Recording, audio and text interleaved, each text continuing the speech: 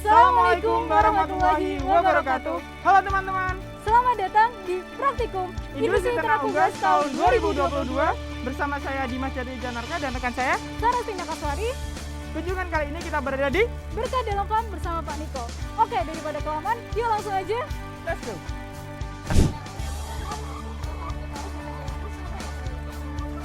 Kebetulan pemiliknya saya sendiri. Ya. Berdirinya kita di tahun 2016. Ya. Ya, kita di sini. Di Pakem Gede. Ya. Di Dusun Pakem Gede, Pakem Binangun Pakem. Ya.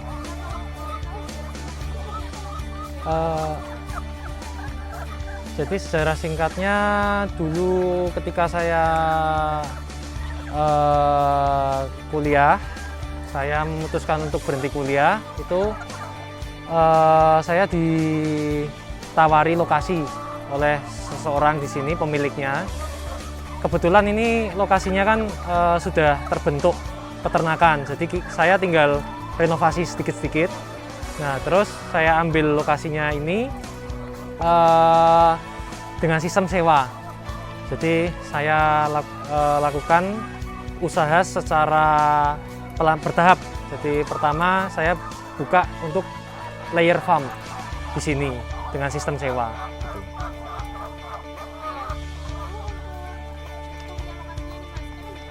Ya. Kenapa sih Mas milih buat lokasi di sini begitu? Jadi kenapa milih lokasi di sini? Pertama, lokasi ini sudah terbentuk.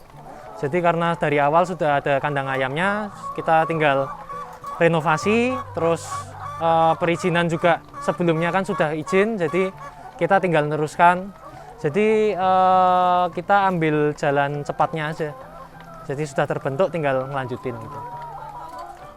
Kaitan dengan permukiman warga, kemudian akses jalan yang diperhatikan juga begitu Mas? Untuk sebenarnya kalau peternakan seperti ini nih, yang penting pertama jauh dari pemukiman, yang jelas. Kalau jalan itu nomor 2, yang penting kita aksesnya itu agak sulit tidak apa-apa, tapi yang penting jauh dari pemukiman gitu. Terus juga lingkungannya juga di lingkungan yang mendukung, jadi kayak anginnya juga baik gitu. Baik.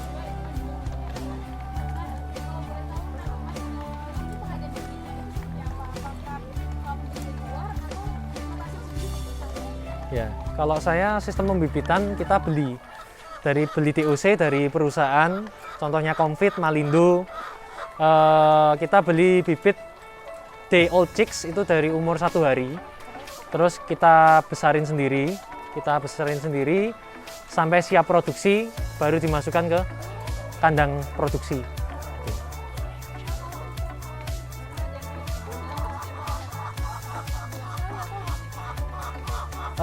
Kita minimal 1 tahun kita lakukan 3 kali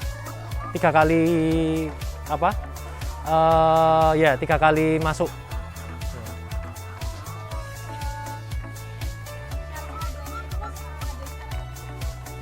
Pengadaan DOC ya. Jadi kita yang jelas kita cari perusahaan yang benar-benar ada rekam jejaknya. Jadi kita pilih yang berkualitas, yang dari segi produktivitas itu sudah terbukti dari kandang-kandang lain. Ya, jadi seperti Java Comfit, Malindo itu kita ambil yang benar-benar berkualitas. Jadi tidak ambil yang kita nggak tahu gitu.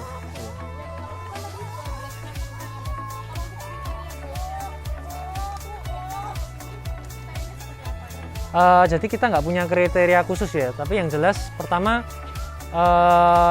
kita pilih strain sih lebihan. Jadi strain itu kita pilih dua, satu Lohman Brown, yang satunya itu Isa. Ya, jadi kita pilih yang untuk strainnya yang mirip-mirip seperti itu. Gitu. Terus kalau DOC-nya, karena kalau DOC itu kita sulit ya, dalam arti kan kita sudah terima dari pabrik seperti itu, jadi kita nggak bisa milih kriteria. Tapi yang jelas kalau perlakuan dari pabrik itu kita pertimbangkan juga, misalnya kayak potong paruh itu kan biasanya dipanasin, dipotong itu pakai pemanas. Terus ada beberapa pabrikan yang bisa IRBT, jadi IRBT itu dipanaskan pakai laser, nanti dia paruhnya bisa copot sendiri. Jadi kita milih yang perlakuannya nanti dari pabrik itu yang memudahkan kita kemudian hari. Contohnya misalnya pabrik yang bisa vaksin dari hatchery misalnya. Jadi kita pilih yang menyimpelkan kita, memudahkan kita waktu masuk nantinya.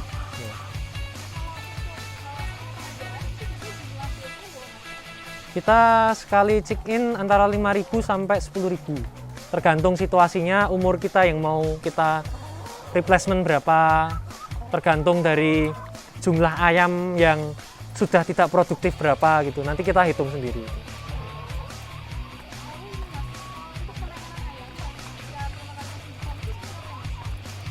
Penanganan ayam?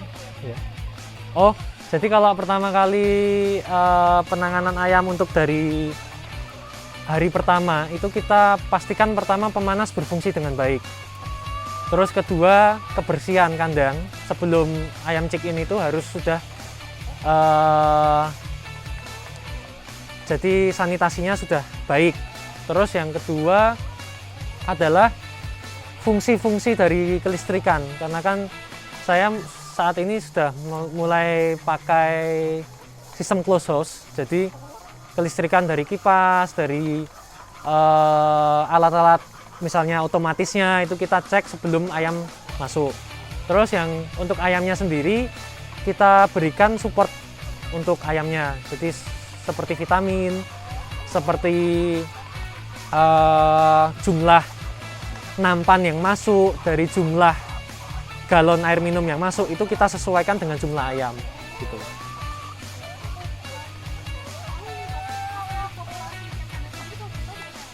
Jadi kalau tiap rumah ini antara sekitar 2.000 sampai dengan 3.000 ekor, tergantung besar panjangnya. Tapi kalau dalam satu lokasi itu kita kira-kira antara sekitar 20.000 sampai 40.000 ekor per lokasi. Kalau yang di sini ada sekitar 13 kandang, jadi kisaran 40-an ribu.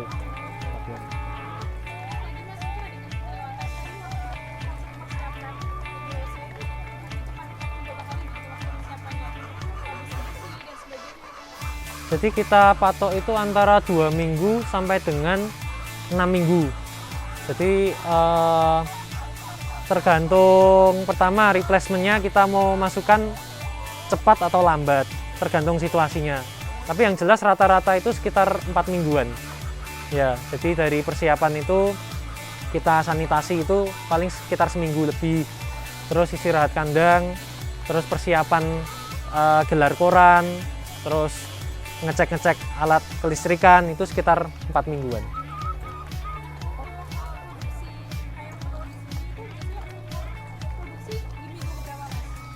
Jadi kita mulai produksi itu pernah kita di minggu ke-16 sudah mulai produksi.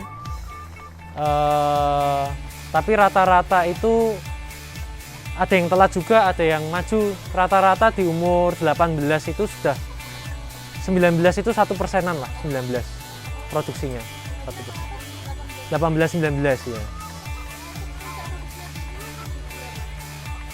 Kita puncak produksi paling cepat di minggu ke-23, tapi rata-rata di 24. Ya, 24 minggu.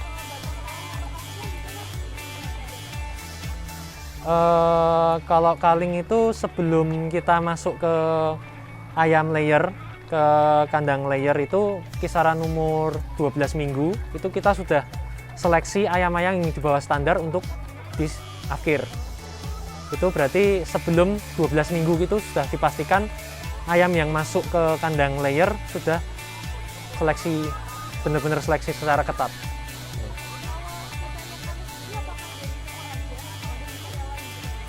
Jadi kalau kaling itu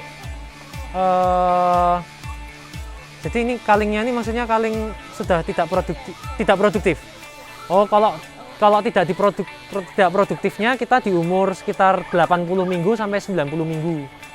Kriterianya ya dari segi apa? Berat badannya, produksi. Kalau berat badannya sudah benar-benar dia tekor, kita harus segera akhir. Karena kan kalau berat badannya sudah menyusut itu kan tanda-tanda bahwa dia ayamnya sudah tekor, sudah tidak bisa produksi dengan baik. Jadi yang jelas pertama itu yang kita patok adalah dari segi produksi dari persenan by persen atau FCR. Kalau sudah tidak masuk ya kita akhir gitu.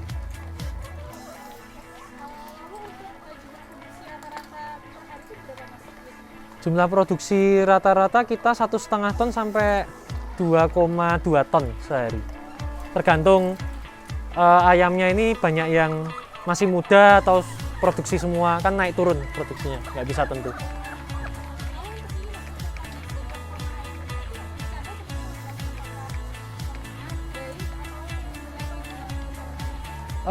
Untuk yang terakhir-terakhir ini mulai dari tahun 2020 2021 kita mulai memperbaiki manajemen kita cukup puas dengan hasil produksinya. Jadi hampir rata-rata ayam sekarang ini bisa puncak tepat waktu dan juga tingkat kematiannya rendah dibanding sama tahun 2019 ke bawah lah. Itu kita agak kesulitan di manajemen pulet, jadi kita cari-cari manajemen yang terbaik di situ seperti apa.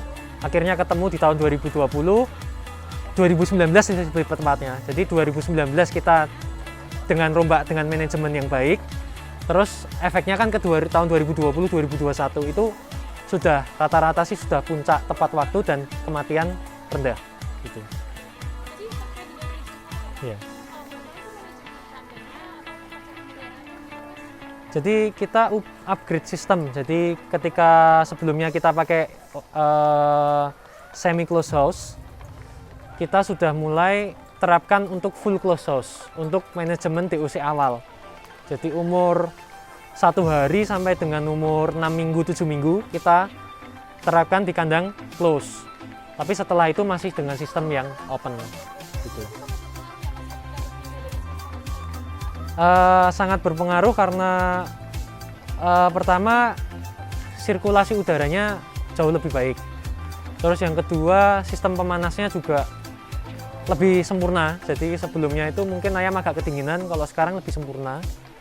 Tapi yang jelas itu manajemen selain itu juga manajemen lapangannya. Jadi contohnya kayak seleksi ayam yang tidak produktif kayak tadi itu sebelum 12 minggu itu kita seleksi benar-benar. Kita kaling yang benar-benar ayam itu yang di bawah standar banget, terus yang benar-benar frame-nya juga tidak mendukung, itu kita kaling dulu sebelum dia produksi.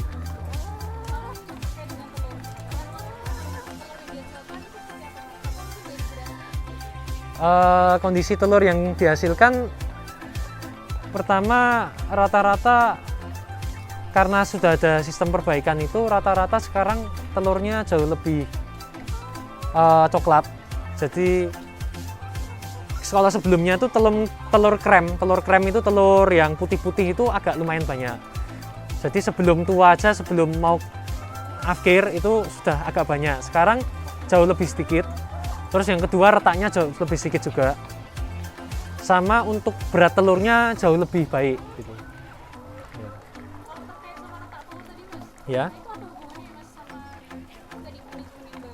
Jadi gini, hubungannya banyak sekali karena kan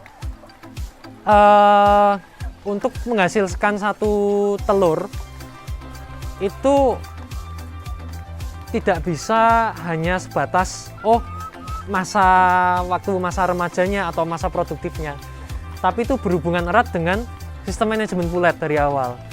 Karena deposit kalsium dari awal itu sudah terbentuk di umur-umur awal. Terus struktur tulang, struktur reproduksi itu di minggu awal-awal. Jadi antara 4 sampai 8 minggu awal itu sudah terbentuk sistem deposit kalsium, struktur rangka tulang, reproduksi itu semua mulai di umur-umur segitu. Jadi ketika kita terlambat untuk memperbaiki, akan berdampak ke hasil telur, karena sebagian kalsium yang didapat dari telur itu kan diambil dari tulang ayam gitu.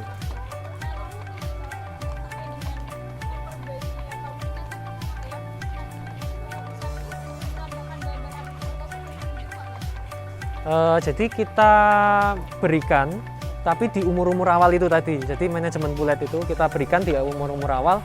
Jadi kita berikan adiktif untuk campuran pakan. Jadi campuran pakan kita berikan yang jelas itu vitamin. Yang kedua toxin binder. Yang ketiga itu sejenis antikoksi. Jadi untuk menekan supaya ayam ini pencernaannya baik, karena kan sistem pencernaan nomor 1. Jadi ketika sistem pencernaannya tidak baik, daya serapnya pakan juga tidak baik. Jadi kita tekan untuk penyakit-penyakit yang menyerang pencernaan seperti itu.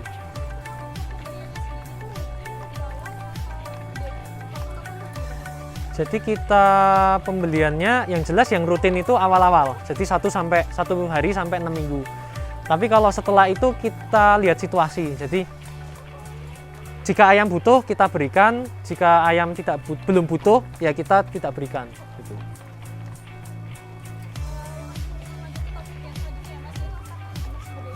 Ya.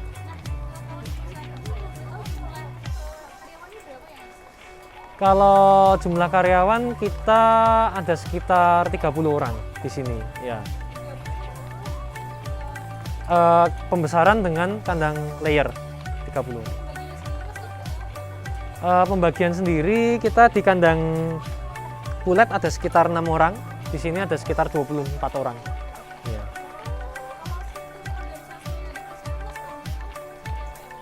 Jadi kita punya dari saya, owner, itu turun ke mandor. Jadi mandor itu kita ada beberapa mandor, itu turun ke administrasi dan tenaga gudang. Terus sama anak-anak kandang. Jadi mandor itu membawai 3 bidang, 1 administratif, 2 adalah tenaga gudang, terus yang ketiga adalah anak kandang itu sendiri. Kalau untuk anak kandang sendiri, biasanya itu mengurus kandang yang sama setiap saat atau rolling beda-beda gitu? Jadi kalau kita usahakan yang jelas sama, jadi setiap hari sama. Tapi ada beberapa juga kita kan nggak mungkin anak kandang 100% masuk, jadi kita sistem double. Jadi misalnya A nggak masuk nih, terus digantiin sama B misalnya. Nah nanti yang B ini double, jadi dia megang kandangnya yang B, juga megang kandangnya yang A. Jadi sistem gajinya juga full saya. Jadi masuk nggak masuk tetap saya gaji, cuma gajinya pindah tangan ke orang yang double. Jadi biasanya yang double itu pun juga satu umur. Biasanya kan kita sekitar 2-3 kandang itu satu umur. Nah, misalnya yang A ini nggak masuk ya diganti yang B yang satu umur. Gitu. Lalu ini Mas, kalau di perusahaan ini apakah ada reward atau misal insentif begitu Mas ketika ada karyawan yang mungkin mencapai batas penjualan tertentu atau prestasi tertentu? Kita kasih reward pertama untuk kalau secara langsung bonus itu ada beberapa. Tapi kalau yang secara keseluruhan adalah bonus untuk kenaikan gaji. Jadi ada beberapa itu kenaikan gajinya berbeda-beda. Tergantung ketertiban orang, kedisiplinan orang. Terus waktu kerjanya, misalnya waktu libur juga sering lebih dari batas libur tidak gitu. Itu kalau yang secara keseluruhan. Tapi kalau secara lebih spesifik lagi itu kita ada di bagian reward performance. Jadi ketika di Pulet itu ada spesifikasi tertentu itu yang jika dicapai akan mendapatkan bonus gitu. Seperti itu. Setiap kandang tadi kalau kita karyawannya berapa mas? Setiap kandang. Satu kandang satu. Iya. Lanjut ya mas ke topik selanjutnya yaitu ada manajemen perkandangan. Nah yang pertama kalau boleh tahu ini model kandangnya ini model apa ya mas dan kenapa pilih model kandang tersebut? Jadi kalau yang di tempat saat ini kandang W. Jadi tipe W. Kalau W itu dia ada dua jalan. Jadi satu atap dia punya dua jalan. Tapi kalau yang di kandang yang seberang itu V, kandang V. Jadi dia satu rumah, satu atap itu cuma satu jalan, satu jalur. Kalau kita milih sebenarnya paling terbaik adalah tipe kandang V. Seperti itu. Cuma di tempat lain tidak menutup kemungkinan kita pakai sistem W karena keterbatasan lokasi atau ya ada pertimbangan khusus. Contohnya misalnya kayak lokasinya nanggung gitu. Kalau V semua nanggung kita buat B gitu. Jadi sebenarnya kalau yang terbaik kita rasakan sih kandang V karena sirkulasinya jauh lebih baik. Ya. Kalau di sini lebih banyak kandang tipe W atau V-nya mas? Lebih banyak kandang V-nya. Ya. Lalu untuk jumlah kandang itu juga ukuran tiap kandang mas? Jadi ukuran tiap kandang kita rata-rata 3 sampai dengan 3,8 meter dikali 30 meter. Jadi lebarnya itu 3 sampai 3,5 atau sampai 3,8 dikali lebar panjangnya itu panjang kandang sekitar 30 sampai 50 meter rata-rata. Pemilihan ukuran kandang tersebut itu berdasarkan lahan yang tersedia atau emang ada perhitungan tertentu begitu kan? Jadi sebenarnya kita mengikuti untuk struktur tanahnya. Jadi kita buat supaya pertama untuk jumlah ayamnya juga tidak terlalu sedikit, tidak terlalu banyak. Jadi kita settingnya seperti itu. Baik untuk jarak antar kandangnya mas, kalau boleh tahu berapa ya? Jadi kalau jarak antar kandang itu adalah sama dengan. Jadi lebar kandang misalnya 3 meter, kita juga berikan jarak kandang 3 meter. Minimal sama dengan. Terus kalau maksimalnya ya lebih maksimal lebih baik. Misalnya kayak 1,5 kalinya itu jauh lebih baik. Yeah. Awal mula kandang ini aja tuh langsung banyak sepertinya kalau bertahap gitu mas? Jadi kita lakukan dengan bertahap.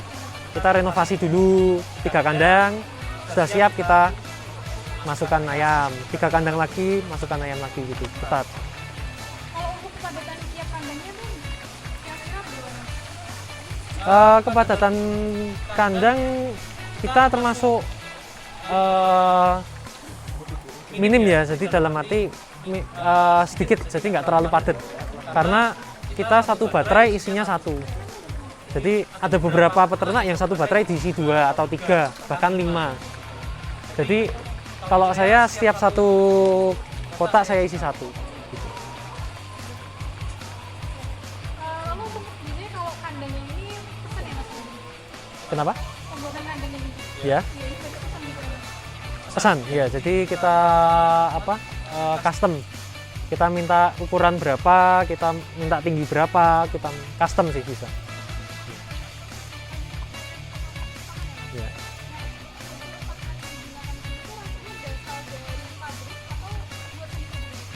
Kalau kita sendiri kebetulan kita beli jadi dari pabrik.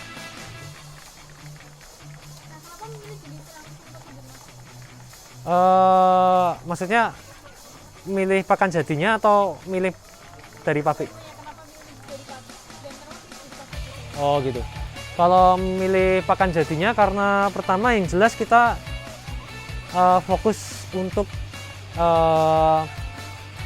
manajemen pemeliharaan sendiri. Jadi kita fokus di situ supaya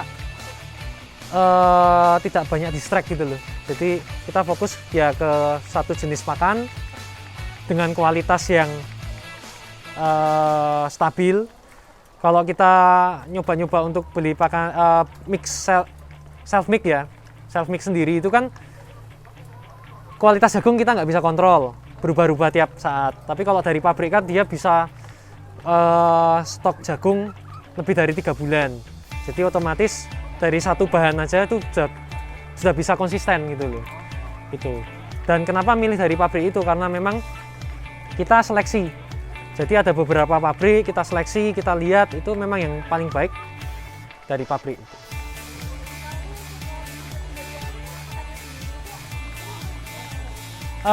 Pemberian makan kita ada berbagai macam. Jadi ketika fase-fase ya, kalau fase DOC kita berikan secara bertahap. Jadi setiap saat ada, bisa antara 5 sampai 8 kali makan. Menjelang grower itu kita kasih 2 kali makan. Menjelang layer kita hanya 1 kali kasih makan di siang hari. Jumlah pakan kita kalau untuk yang layer kita sekitar 115 sampai 120 lah per ekor. Iya.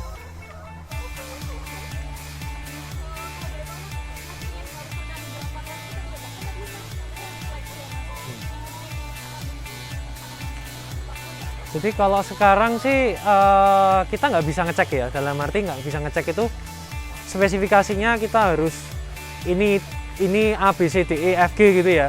Tapi yang jelas di ayam ini terlihat produksinya, buktinya diproduksi.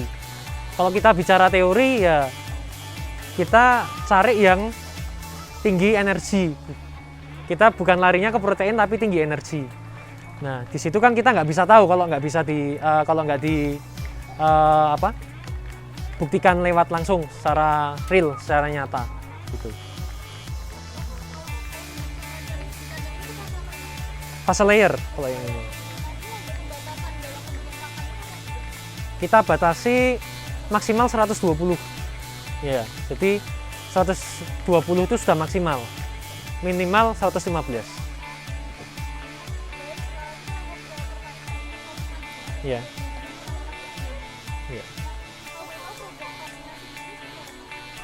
Program vaksinasi kita lakukan secara bertahap.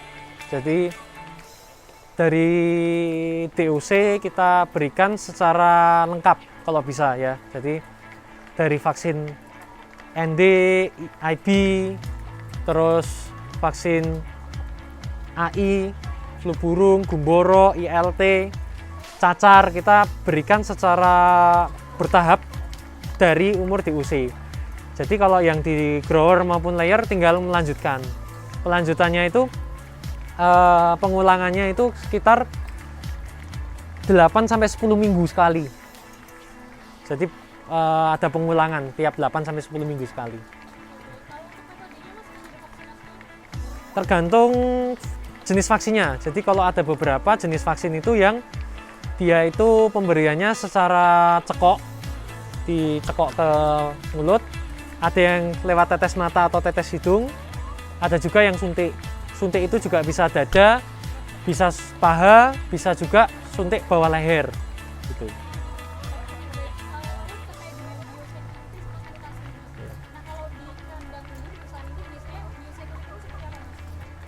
Kita gini, biosecurity-nya pertama kerat yang kita pakai itu kerat dalam kandang.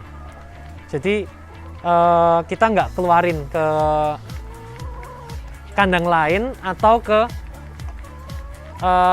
tempat penjualan. Jadi misalnya konsumen nih, misalnya pasar gitu, kita nggak kasih kerat itu sampai ke sana. Jadi berhenti sampai gudang pengepekan. Jadi ketika tray dari sini kita pindah ke gudang, berhenti di situ. Jadi secara tidak langsung kan dia tidak sampai mana-mana. Terus yang kedua pembatasan untuk perputaran anak kandang. Misalnya itu tadi misalnya yang nggak masuk umur ayam sekitar 30 minggu. Yang ganti juga yang harus satu umur yang 30 minggu. tidak bisa yuk yang mau akhir misalnya 80 minggu dia double. Jadi kita batasi di situ. Terus yang kedua, untuk sanitasi kita berikan di air minum biasanya. Jadi kita secara berkala di pipa-pipa itu kita berikan H2O2, aluminium hydroxide. Jadi dia berikan supaya lumut-lumut dan bakteri-bakteri dia mati.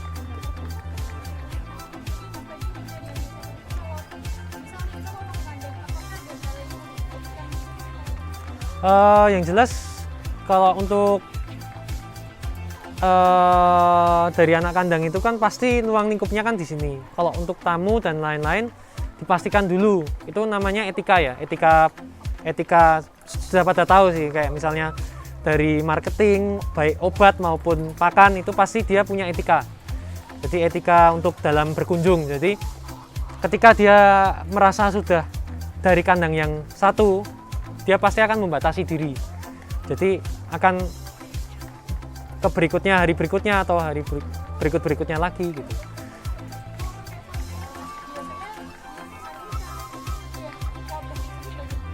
Jadi kita yaitu tadi dari awal lagi manajemen pulet. Ketika manajemen puletnya ini kita sudah seleksi secara ketat, pertama akan mengurangi sekali penyakit, karena ayam-ayam yang tidak masuk standar itu akan membebani ketika nanti masuk ke fase layer. Membebani ini bisa berbagai macam hal, bisa jadi dia ini tidak masuk beratnya, terus bisa jadi dia sumber bibit penyakit bisa, karena dia tidak standar beratnya, dia gampang rentan, gampang terkena penyakit, akhirnya dia menyebarkan ke ayam-ayam yang lain gitu. Kalau penanganannya ya kita pasti berikan, pertama kita lakukan adalah pengecekan di lapangan, dilihat ayamnya sendiri, dilihat kotorannya, dilihat tingkat kematiannya, dilihat pembedahan, kita lakukan pembedahan. Jadi di dalam ini perubahan apa yang signifikan, apakah dia sistem pernafasan atau sistem pencernaan, kita lihat di situ. Baru kita berani untuk pengobatan, pemilihan antibiotik yang tepat, seperti itu.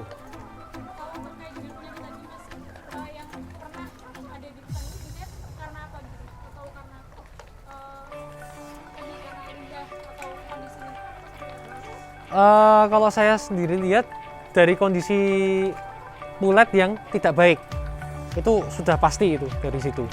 Yang terbanyak yang dulu sebelum tahun 2019 ke bawah itu kan kita belum bisa membuat pulet itu yang standar gitu. Jadi pasti masalah-masalah muncul itu awalnya dari masa-masa puletnya.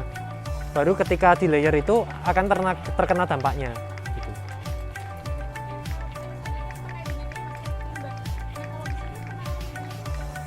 Penanganan limbah kita berikan sistem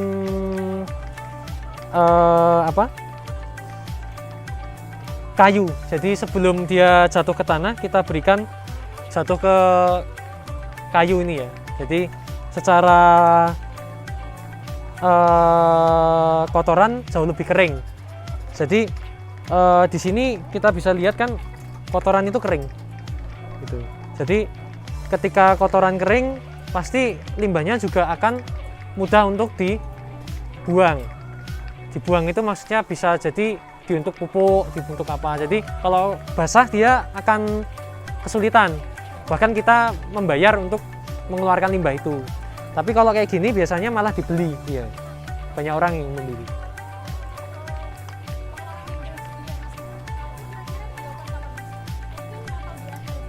Jadi kita pengeluaran limbah kita ini kan secara rutin. Jadi setiap maksimal 3 bulan sekali, maksimal itu sudah. Jadi 3 bulan sekali harus keluar dari kandang ini, harus keluar. Nanti dia memproduksi lagi, keluar lagi 3 bulan kemudian gitu. Itu maksimal. Tapi rata-rata di 2 bulanan lah, 2 bulan.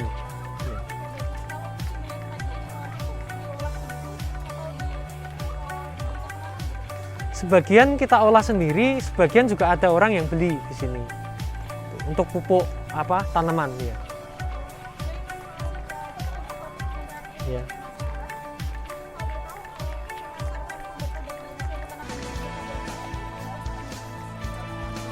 Jadi kalau kita